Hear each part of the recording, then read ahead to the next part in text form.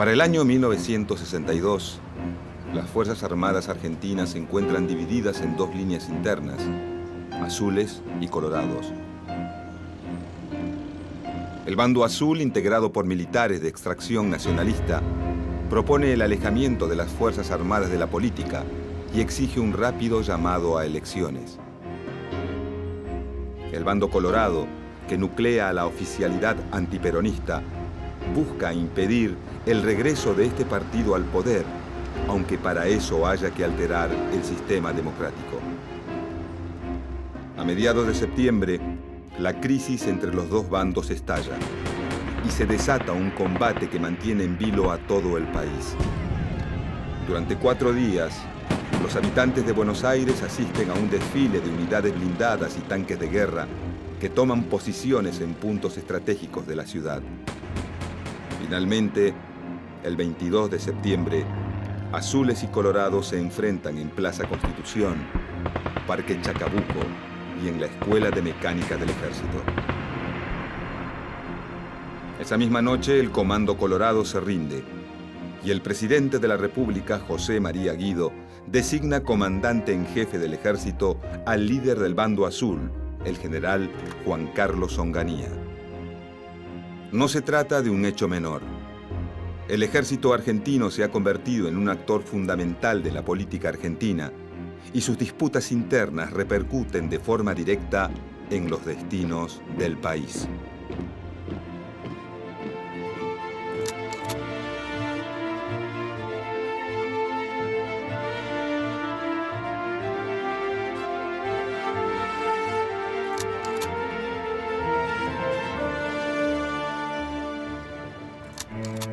A fines de 1957, la dictadura militar, conocida como Revolución Libertadora, decide llamar a elecciones presidenciales y fija como fecha el 23 de febrero del año siguiente.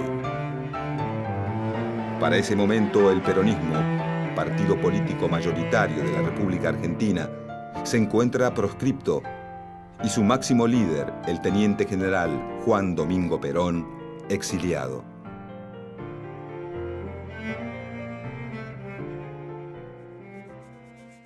Dos fuerzas políticas surgidas del radicalismo se disputan el poder en las próximas elecciones.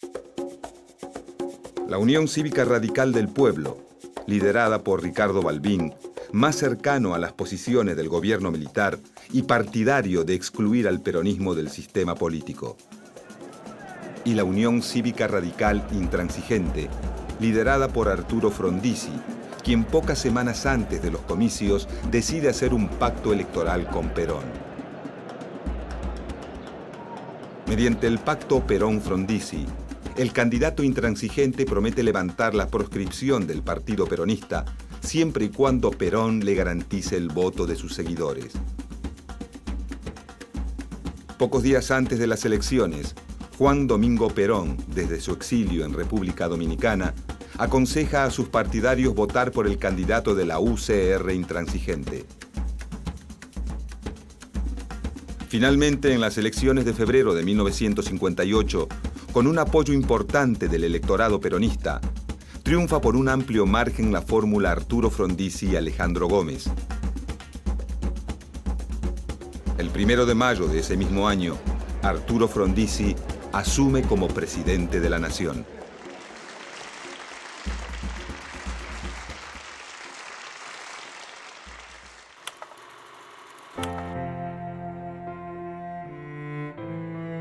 Arturo Frondizi es un político e intelectual de sólida trayectoria, a quien muchos ven como la alternativa no peronista para una política de crecimiento basada en el desarrollo industrial. Su partido gobierna todas las provincias y tiene mayoría en ambas cámaras del Congreso. Pero su gobierno sufre de una profunda debilidad política, ya que las Fuerzas Armadas y el radicalismo del pueblo, desde el primer día, se dedican a obstruir su labor de gobierno. Ante este escenario político desfavorable, Frondizi decide actuar con rapidez. En sus primeros meses de gobierno otorga un aumento de salarios del 60%, dicta leyes que favorecen la erradicación de capitales extranjeros, firma acuerdos de explotación petrolera con empresas europeas y norteamericanas y estimula inversiones en áreas consideradas estratégicas, como la celulosa, la energía y las industrias automotriz y siderúrgica.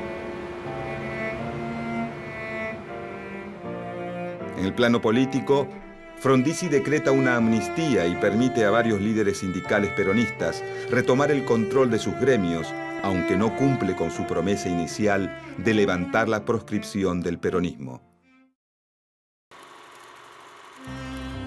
En poco tiempo, las políticas desarrollistas impulsadas por Frondizi hacen que la economía argentina crezca de manera notable. Pero el aumento de la actividad industrial genera una masiva importación de insumos que rápidamente se traduce en inflación y déficit en la balanza de pagos. Con el fin de controlar esta situación, el gobierno pide un préstamo al Fondo Monetario Internacional y lanza un plan de ajuste que incluye fuertes medidas de austeridad. Pero los meses pasan y la crisis no cede. Presionado por los sectores militares, Frondizi nombra como ministro de Economía a Álvaro Alzogaray.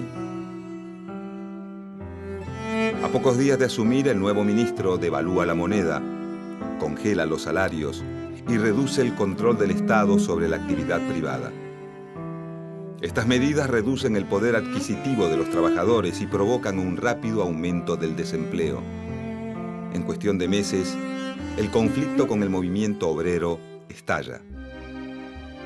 Los sindicatos peronistas, cada vez más descontentos con las políticas de Frondizi, lanzan un plan de lucha que incluye huelgas y ocupaciones de fábricas.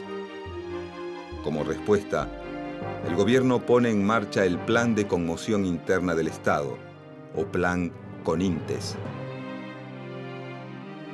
El Plan Conintes divide al país en distintas subzonas militares, donde los comandantes de las Fuerzas Armadas tienen más poder que los gobernadores, y empleados públicos y estatales pueden ser juzgados por tribunales militares. Respaldado por este plan, el gobierno de Frondizi autoriza a reprimir militarmente toda huelga o conflicto obrero. Al mismo tiempo interviene los sindicatos y ordena el despido de los delegados más combativos. Esta actitud termina por alejar definitivamente a Frondizi del peronismo, que deja de ser el aliado díscolo de su gobierno para convertirse en su opositor más decidido. A medida que el conflicto entre Arturo Frondizi y el peronismo avanza, otro sector entra en crisis con el gobierno. Desde los inicios de su mandato, las presiones de los militares se llevan a cabo con una frecuencia casi cotidiana. Estas presiones, conocidas como planteos, tienen como principal objetivo impedir el resurgimiento del peronismo. Pero con la llegada de los años 60, los militares argentinos orientan su atención hacia un nuevo enemigo. El 1 de enero de 1959, un grupo de jóvenes revolucionarios toman el control de la ciudad de La Habana, Cuba, poniendo fin a la dictadura de Fulgencio Batista en ese país. Con el pasar de los meses, el gobierno revolucionario cubano, dirigido por figuras como Fidel Castro y Ernesto Che Guevara, va virando de una postura nacionalista hacia tendencias más socialistas. Este cambio enciende la alarma del gobierno de los Estados Unidos, que teme un avance del comunismo sobre el continente americano. Inmediatamente el presidente John Fitzgerald Kennedy hace un llamado a sus pares continentales para que condenen y aíslen al país caribeño. Arturo Frondizi, si bien coincide en varios aspectos con la política exterior norteamericana, decide no sumarse a esta iniciativa e incluso en 1961 mantiene una entrevista secreta con el Che Guevara. La decisión de Frondizi de no sumarse al boicot a Cuba reavivan las sospechas de las Fuerzas Armadas, que aumentan la frecuencia de sus planteos hasta obligar al presidente a romper relaciones con el gobierno revolucionario cubano.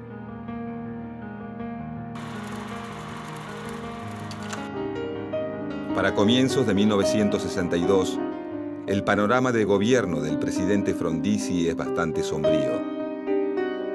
Los militares lo culpan por no erradicar definitivamente al peronismo y mantener una posición blanda ante lo que ellos llaman el peligro comunista. Los peronistas le echan en cara el no haber cumplido el pacto electoral y los sectores de la izquierda no le perdonan la ruptura con el gobierno de la Revolución Cubana.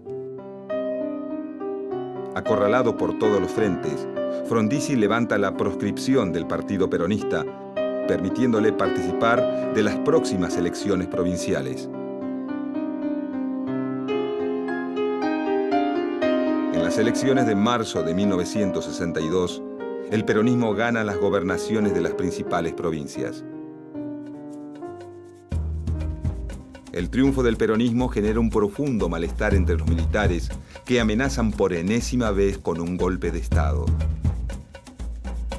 A esta altura, Frondizi sabe que sus días en el gobierno están contados. Como última maniobra de salvataje, cambia a todos los ministros de su gabinete e interviene en las provincias ganadas por el peronismo. Pero ya es tarde. La residencia de Olivos es ahora el escenario de dramáticas horas. Los altos mandos han resuelto insistir en el pedido de renuncia al doctor Arturo Frondizi. La respuesta es siempre una: no renunciaré. Son las 7 y el presidente queda arrestado.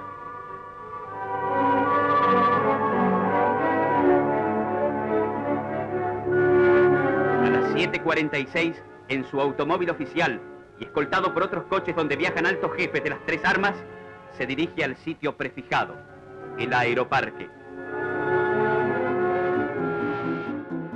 El 29 de marzo de 1962, los comandantes en jefe de las Fuerzas Armadas lo desplazan del poder y asume en su lugar José María Guido, presidente del Senado.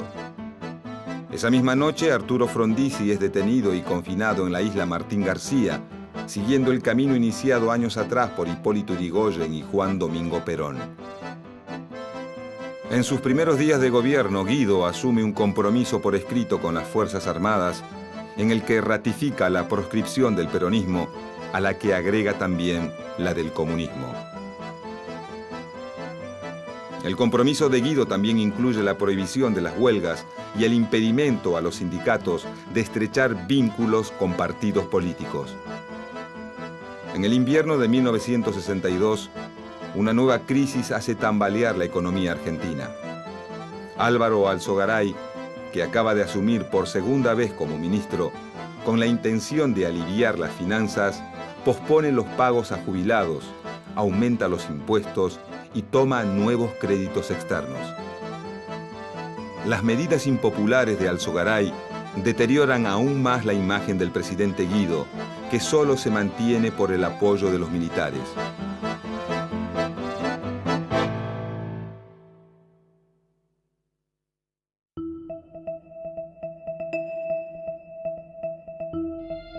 En septiembre de 1962, estalla una crisis entre los militares. Finalmente, los sectores nacionalistas del ejército deciden separarse de los oficiales antiperonistas que participaron en el golpe del 55. La crisis desemboca rápidamente en un conflicto armado que se da a conocer como el enfrentamiento entre azules y colorados. Los colorados quieren evitar a toda costa el regreso del peronismo, al que consideran un movimiento sectario y violento que puede dar lugar al ascenso del comunismo. Por su parte, los azules proponen el alejamiento de los militares de la política, ya que ésta solo ha conseguido dividir a las Fuerzas Armadas. Guido primero da su apoyo a los colorados, pero 2 días después, ante la superioridad bélica de los azules, cambia de opinión. Finalmente, el 22 de septiembre de 1962, los azules consiguen la rendición de los colorados y el presidente Guido designa a su líder, el general Juan Carlos Onganía, comandante en jefe del ejército. La rápida reacción de Guido ante el conflicto entre azules y colorados logra un período de paz que dura unos pocos meses hasta que una crisis internacional vuelve a desatar la disputa entre ambos bandos.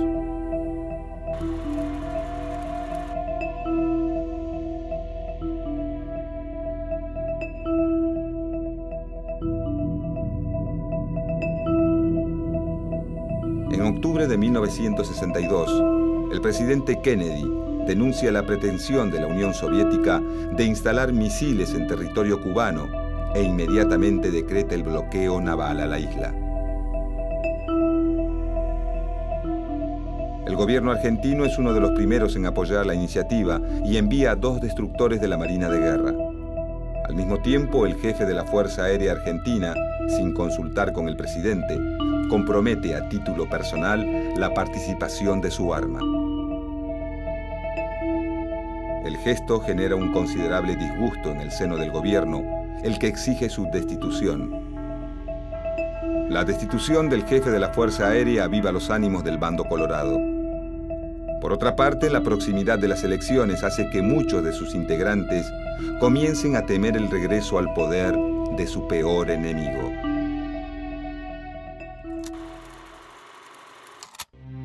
En abril de 1963, estalla un nuevo levantamiento militar, esta vez colorado, en el que también participa la Marina junto a sectores del Ejército y la Fuerza Aérea.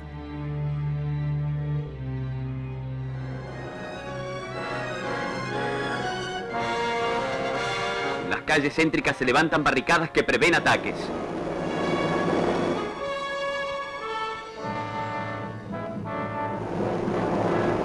Onganía, comandante en jefe del ejército, se pone al frente de la represión.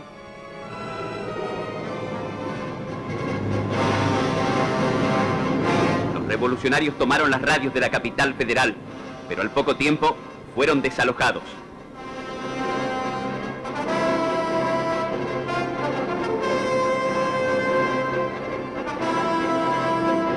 A la hora 15 del mismo día, el aeroparque en poder de los rebeldes se rinde ante las fuerzas del gobierno. Al promediar la tarde, Campo de Mayo acude a un dramático llamado. Lo lanza el regimiento C8 de Magdalena, que imprevistamente es bombardeado por aviones de la Marina sublevada.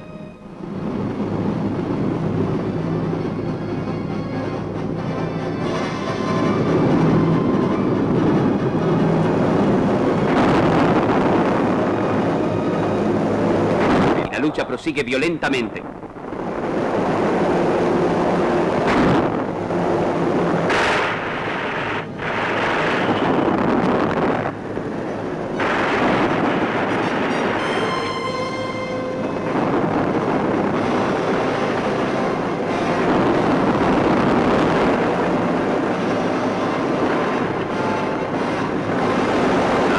Naval no cesa en su hostigamiento. Al amanecer, los cuarteles presentan un cuadro angustioso. Tropas que responden al general Lanusse, llegados de Campo de Mayo, y también a López Aufranc, inician el avance hacia la base naval de Punta de Indio. Los aviones adictos al gobierno inician el bombardeo final.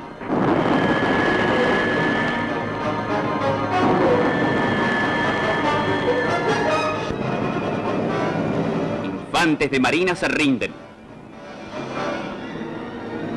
Las tropas gubernistas ocupan la base que encuentran abandonada. Su jefe ha huido.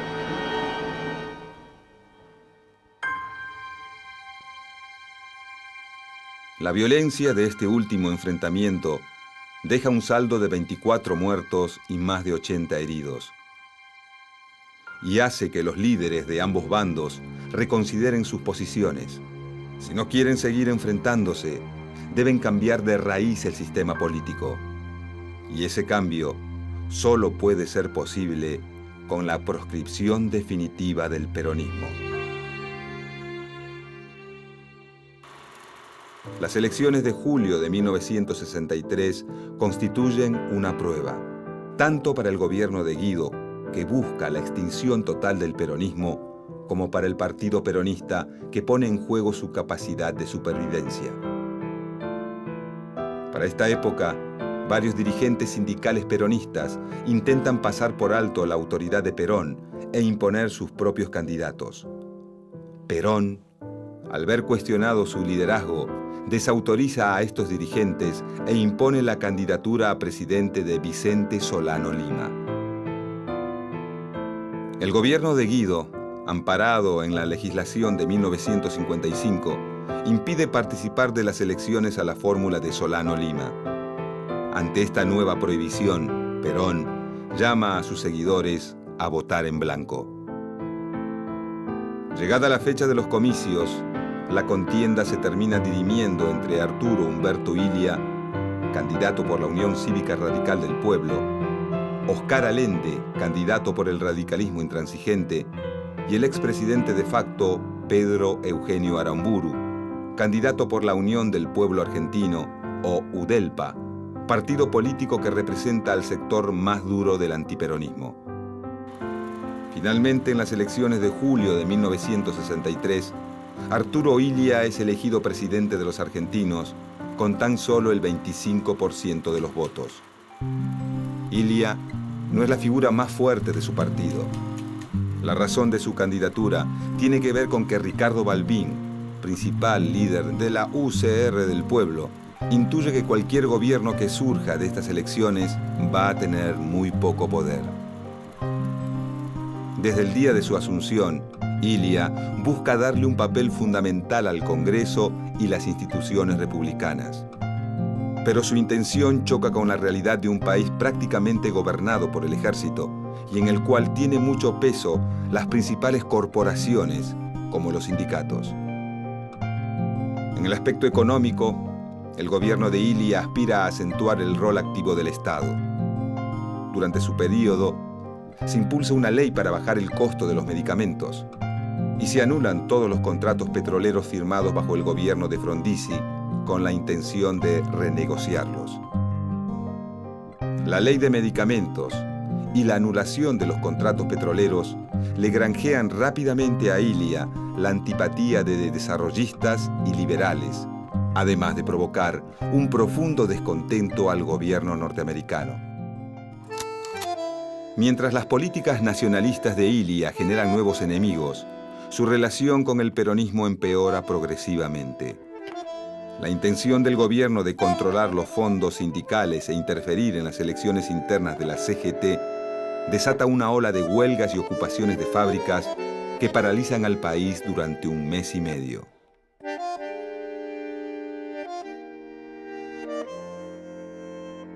Para ese momento, la relación de Perón con algunos líderes de la CGT es de mutua desconfianza. En los últimos meses de 1964, el sector liderado por el dirigente metalúrgico Augusto Timoteo Bandor ensaya un regreso de Perón al país y monta para ello un audaz operativo político. Como era de esperar, debido a las presiones militares, el regreso de Perón se frustra y su vuelo es obligado a aterrizar en Brasil para después volver a España. Ante el fracaso del operativo Retorno, Perón enfría sus relaciones con Bandor y comienza a alentar a los sectores más combativos del sindicalismo.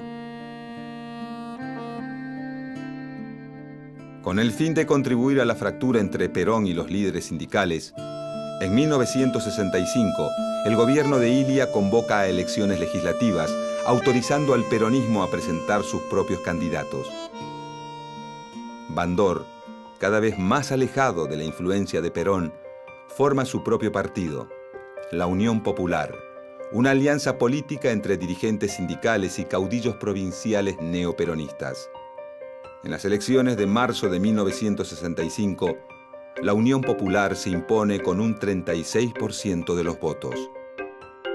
La victoria del partido de Bandor demuestra que es posible un peronismo sin Perón y agita nuevamente los ánimos de las Fuerzas Armadas.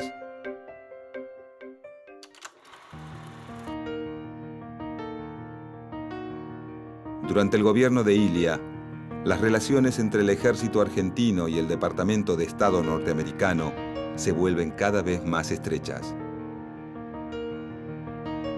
En 1964, durante la quinta conferencia de ejércitos americanos en la Academia Militar de West Point, el teniente general Juan Carlos Onganía, en representación del ejército argentino, adhiere a la doctrina de seguridad nacional, una política impulsada por el gobierno de Estados Unidos que tiene la finalidad de frenar el avance del comunismo en el continente americano. Esta doctrina, que faculta a las Fuerzas Armadas a reprimir cualquier movimiento ideológico o político contrario a los intereses del mundo capitalista, es usada por algunos militares argentinos como excusa para combatir a sus enemigos políticos y establecer en el país un mayor control militar.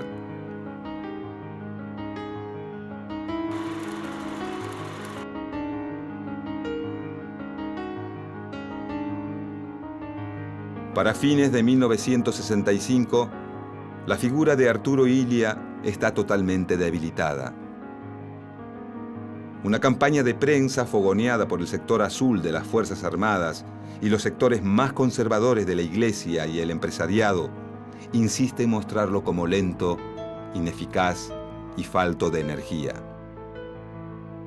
A la vez, intenta imponer la figura del general Onganía como el hombre fuerte de Argentina, el único con la capacidad suficiente para solucionar sus problemas y combatir al comunismo. La campaña de prensa tiene un efecto inmediato sobre la opinión pública, y para mediados de 1966, el gobierno de Illia se encuentra al borde del abismo.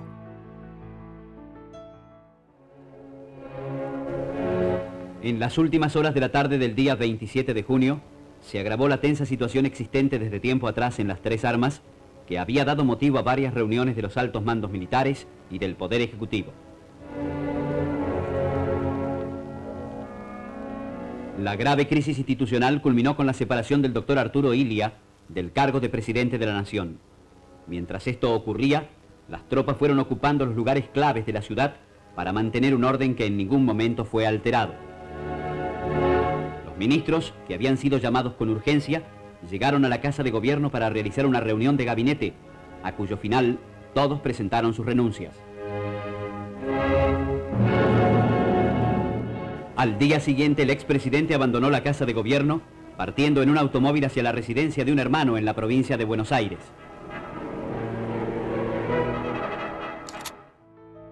Esa misma noche, los comandantes del golpe designan presidente de la Nación al general Juan Carlos Onganía.